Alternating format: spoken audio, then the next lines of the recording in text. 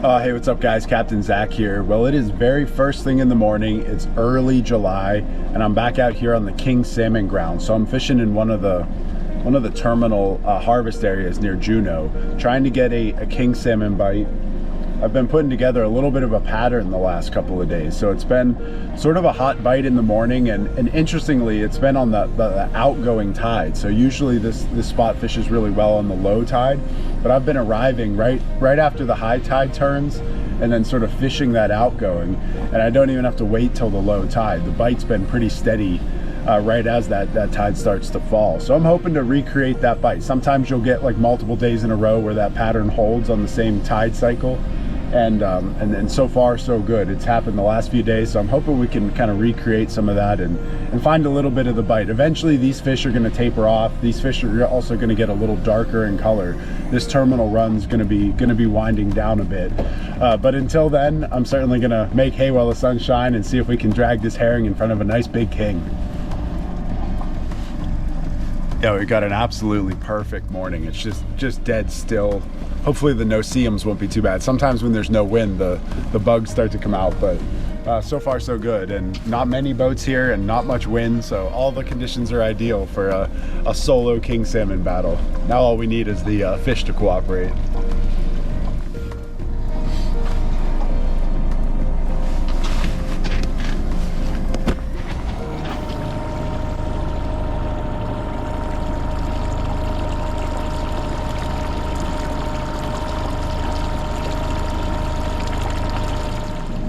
Oh, that was kind of strange. A sea lion just popped up right behind the boat, and it hung out there in the engine wash for a bit. So it was almost like it was kind of cruising with me for a bit. Maybe he was looking for a king salmon handout.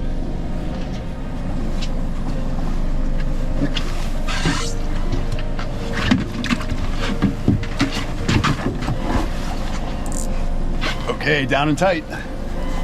Fish on.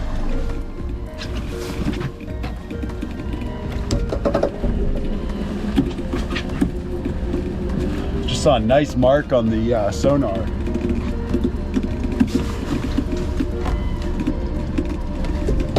There was a nice bait ball, a couple of those big Nike swooshes all around. Those are the salmon.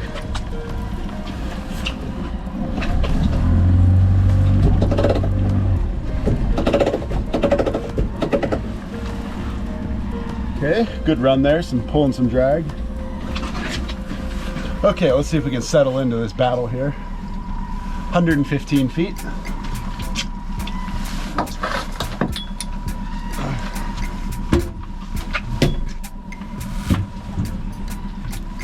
Okay, it feels like a decent fish. I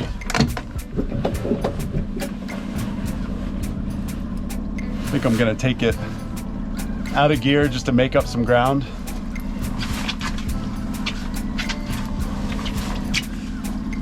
Coming in slow and steady, 80 feet. Oh, now he's on top of the water.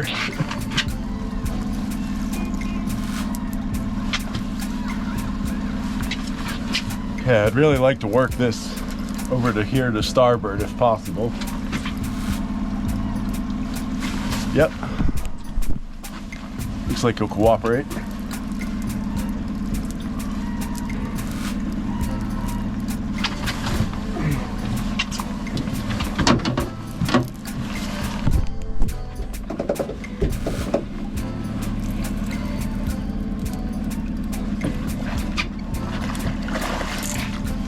Oh, wasn't ready for that one.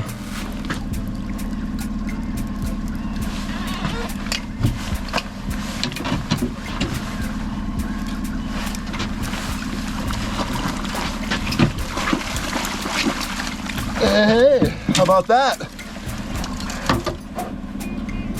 Nice. Get a little slack here.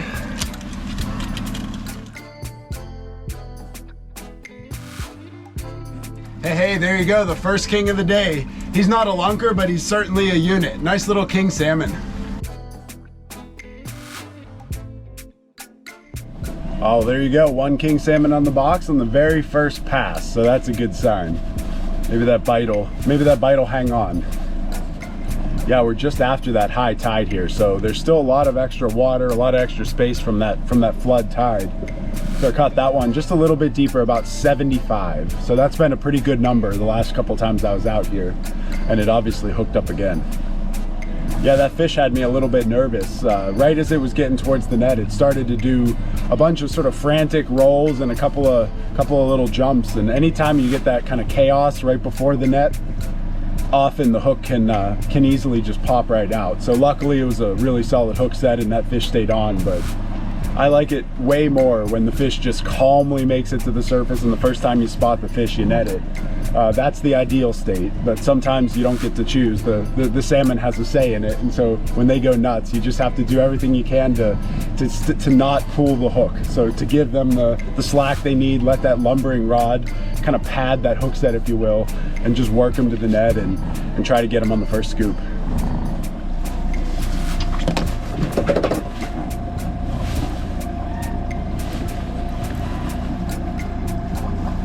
Okay, fish on.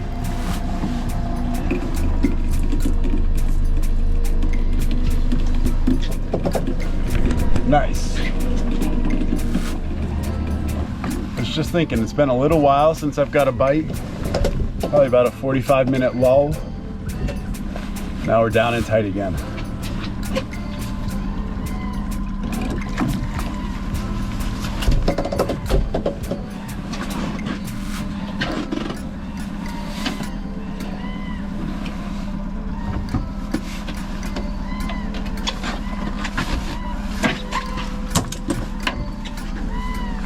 Slow and steady here.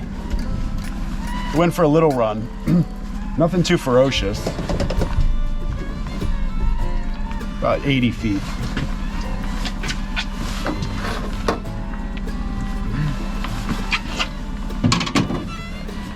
Okay, this is setting up quite nicely. It's falling right behind the boat. Making pretty steady progress. There's 65 feet. Oh, he's on top of the water back there.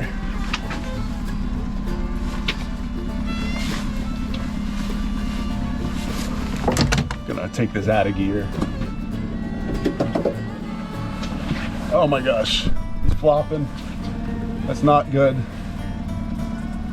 Okay, a couple of drag pulls there. Yeah, when they get up on the top like that, that's bad news. They roll all around.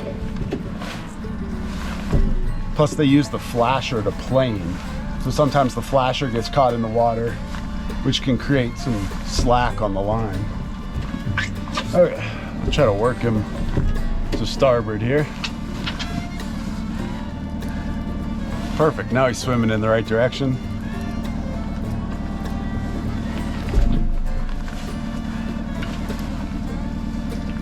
I'd say he's cooperating, but I don't want to jinx it.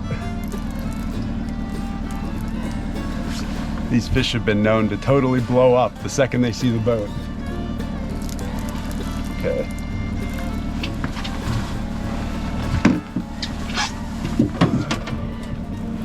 Almost game time. Okay, 25 feet. There's the flasher. Oh, he's swimming at me. This could happen quick.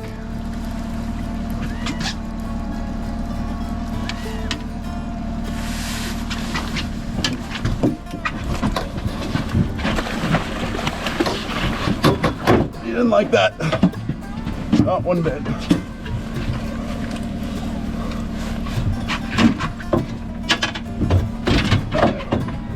Okay.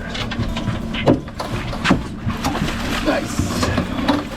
Okay, second time is the charm on that one. Yeah, once you miss the net job, then you have to prioritize the rod, because if the fish is going for a run, you've got to get that rod position so that the fish can run and doesn't snap the rod or get tangled and snap the line. Nice.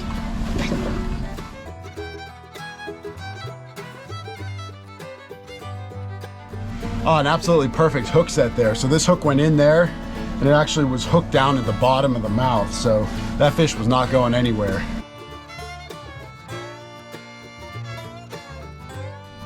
Well, hey, there you go, number 2. Again, about a similar size, so not a total lunker, but there's never a bad king salmon. That's an awesome fish, great battle, and it got all the way to the net.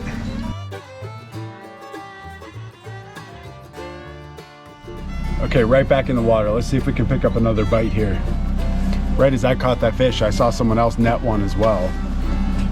So maybe we're into a little flurry of action here.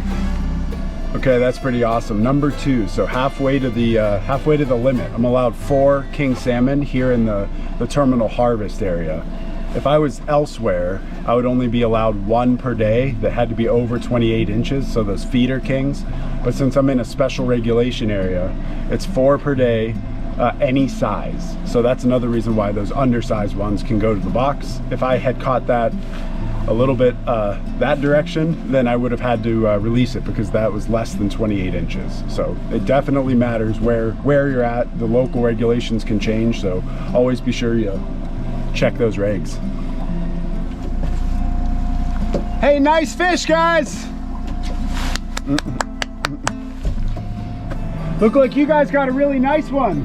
We did, Captain Zach. Oh. Enjoy your videos. Oh, cool. Thanks for tuning in. I appreciate it. Congrats on the big king. Thanks, yeah. How about you? I've got 2. Good. Oh, that's cool. I saw those 2 guys catch an absolute monster. So I saw them netted and kind of hulk it over the side. Just a great fish. They said they enjoyed the videos as well. So it's always cool to run into folks who watch the videos as well out here on the water. Oh, these no-see-ums are starting to swarm a bit. We need some wind or some rain to take care of that.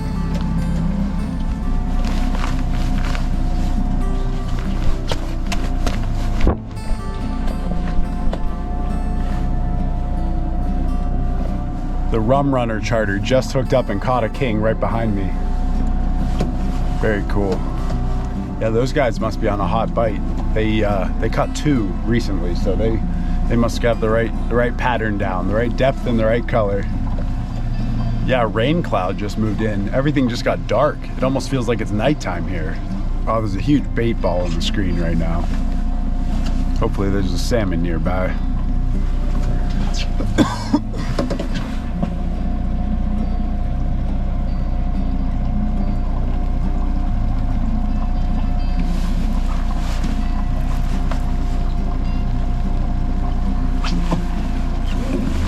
Okay, fish on. Okay. This does not feel like a huge fish. But I've been fooled before.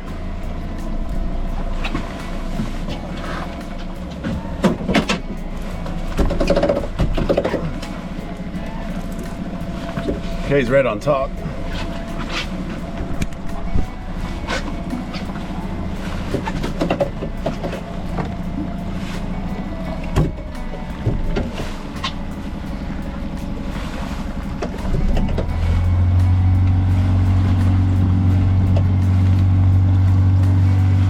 Gonna see if I can work this fish back to starboard.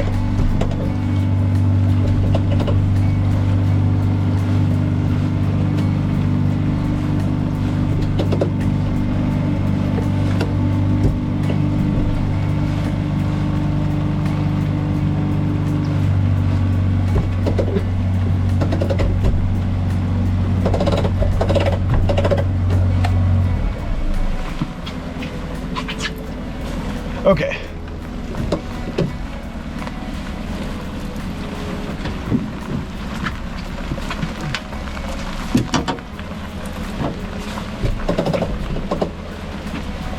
There we go.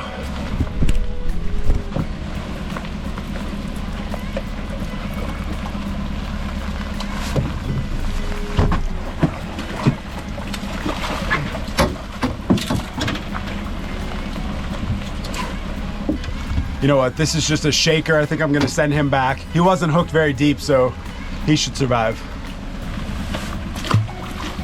Oh, there's just no way I can turn back into where I just caught that fish. Check this out.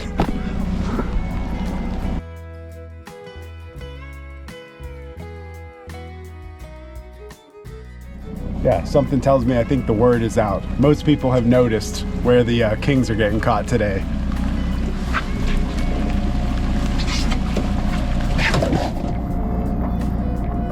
Okay, fish on.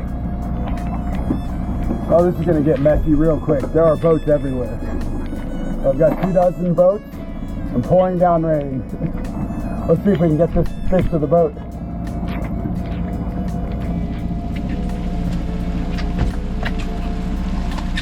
Got to keep it in gear a bit here.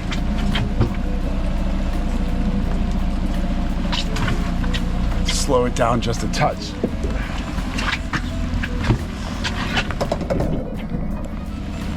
$130 out there.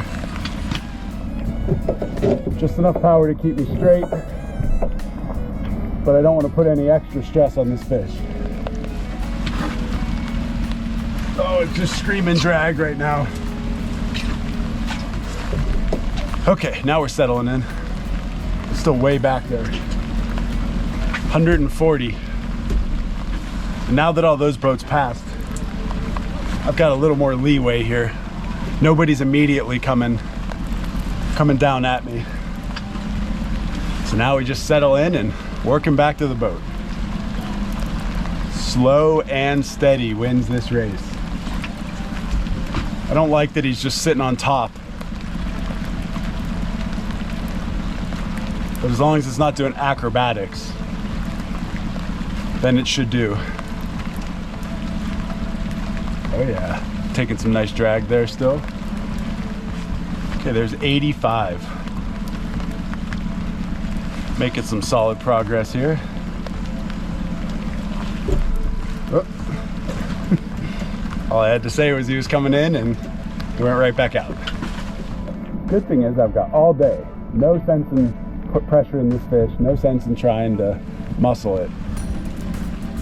Okay, 60 feet. I took it out of gear at this point. The wind's just blowing me just perfect, about a mile an hour. So I've got that following wind. It should allow this fish to fall right behind to my favorite net spot. Okay, let's get serious here.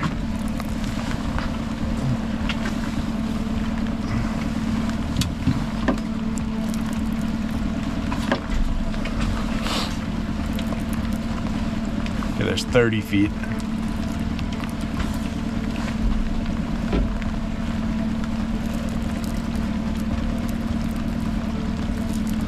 There's the flasher.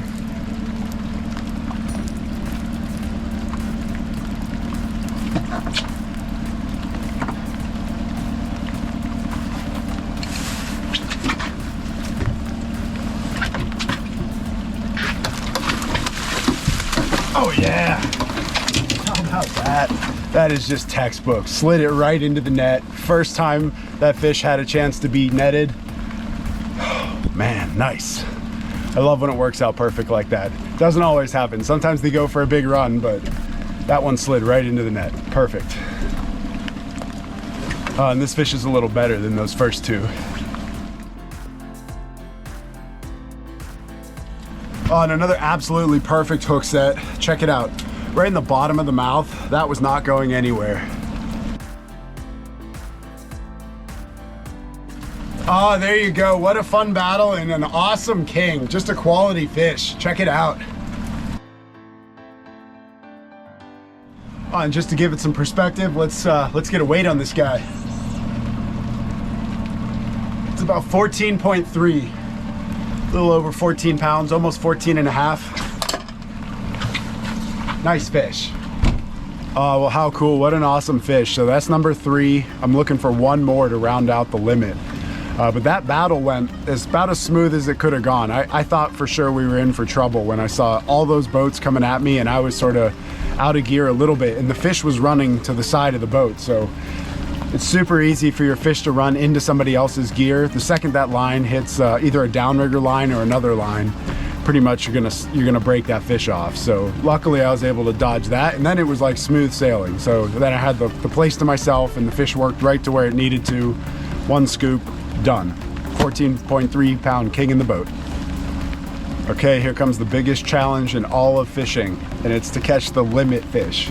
Anytime you're one away from a limit, that is often a really hard bite to get. So I'm keeping my fingers crossed that this bite will hang on for just a little while longer. I just need one more big takedown and we'll call it a day. How's it going? Got 3, looking for the last one. How are you guys doing? Well, keep at it. I guarantee you something will show up. I got mine in 75 feet on a black and golden chartreuse splasher. 75.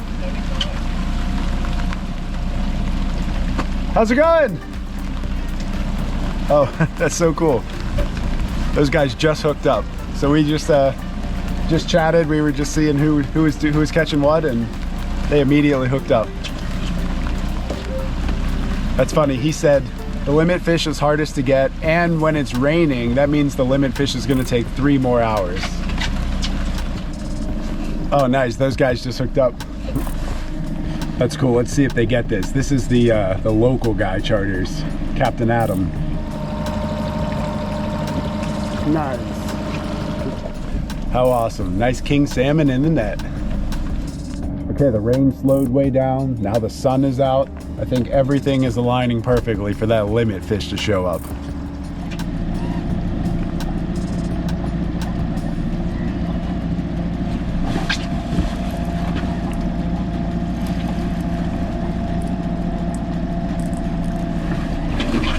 Okay, fish on.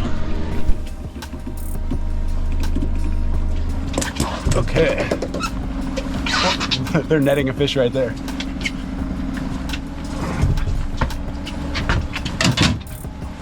Oh, this one's got a mind of its own.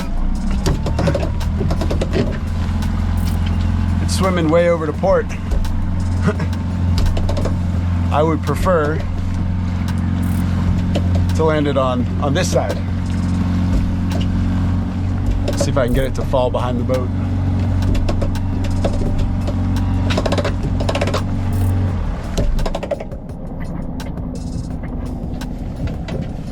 Okay.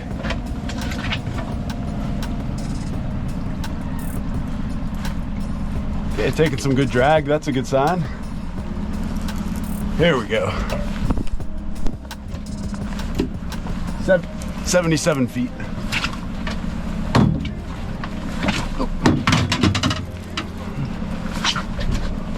Couldn't quite go for the net yet. Had to keep it tight.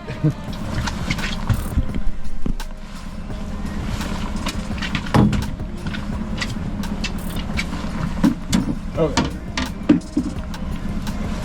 The net is ready. Now we just need the king to be ready.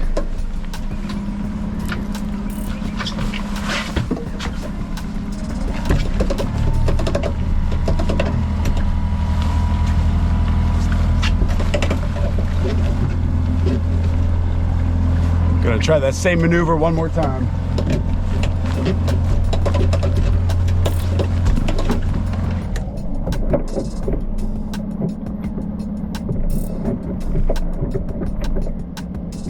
Okay, here we go.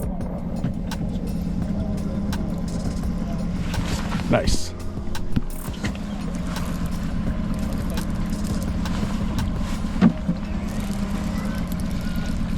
Okay, here's game time.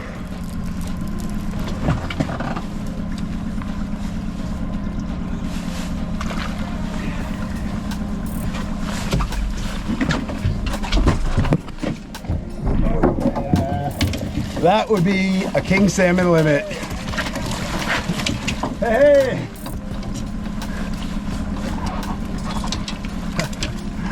Cool.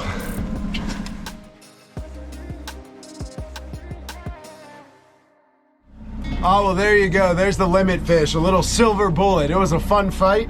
Got him right to the net.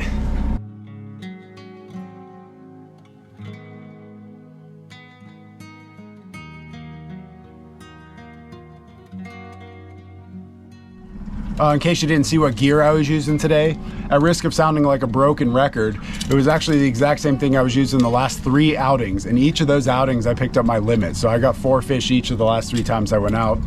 And this was an 11-inch flasher. So it's this black flasher with gold and chartreuse metallic. And then I ran that to a 5-foot leader. I had a herring clip. So this herring clip that spins the herring to a 2-hook rig. And that was the ticket. Those kings couldn't resist it. Oh, and hey, one more thing. I was using blue label herring, so it's the blue package. You can see these are a little bit larger than the green label herring. So some people run these green labels. I run them as well. I always have green, blue, and sometimes purple on board, which purple are the really big ones. But you can see these are much smaller. These green label, the blue label ones are definitely a little bit bigger. So every single one of my fish over the last 3 limits came on these blue label herring. And just like that, another king salmon limit in the boat. So I am legally done fishing for kings today. A perfect time to head back to the dock, but what a cool outing. So I was only out here for probably about 3 hours, and you know, the action was again pretty hot and heavy. So I picked up that limit in the same sort of fashion that I picked up those other limits. So it just also goes to show that if you get on a certain spot, like at a certain tide cycle, sometimes that bite will be persistent day after day after day. So in this case, the pattern was like earlier in the morning, we got these really big high tides. And so it was actually the outgoing tide. So like right after that high tide, as that water was flushing out down to the low, that's what really sort of triggered the bite. So that's what was consolidating the fish. I never even had to fish to all the way to the low any of those times. Basically those fish were just immediately triggered. So just goes to show that like if you get a hot bite one day, really pay attention to what the tide cycle was, what direction you were trolling, what speed you were trolling, what depth, you know, what color, all that stuff, because you can repeat that pattern sometimes day after day. These fish relate heavily to the tide cycle. So just a little tip that I know I use and I often benefit from it. Like I said, I put 3 limits together here in 3 sessions. So that was a pretty good result, and I've seen others do the same. So for anyone out there trying to figure it out, that's a useful tip. But anyway, all things considered, this was just a fantastic outing here, king salmon trolling in one of the terminal hatchery areas near Juneau, Alaska. Thanks as always for tuning in. Tight lines for now. Yeah, when I was at the fillet table yesterday, it just occurred to me I have yet to fillet a white king salmon. So every other season, I feel like by now I've got 2 or 3 white kings. For some reason, every single king has been red. So let's see if any of these 4 happen to be a white king.